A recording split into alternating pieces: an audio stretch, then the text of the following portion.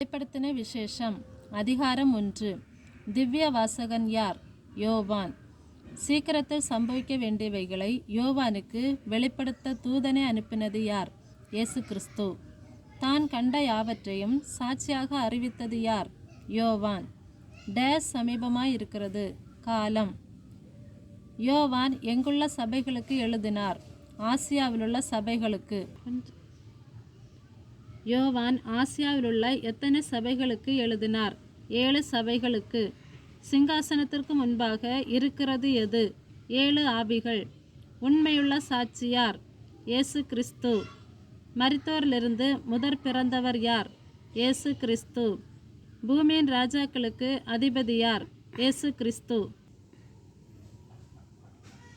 இயேசு கிறிஸ்துவினால் உங்களுக்கு டேஸ் டேஸ் உண்டாவதாக.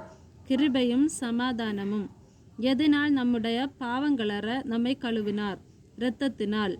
யாருக்கு முன்பாக நம்மை ராஜாக்களும் ஆசாரியர்களும் ஆக்கினார்?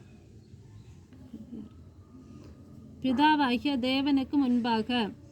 இயேசு கிறிஸ்துவுக்கு டேஸ் டேஸ் என்றென்றைக்கும் உண்டாயிருப்பதாக மகிமையும் வல்லமையும். இதோ டேஸ் வருகிறார் மேகங்களுடனே.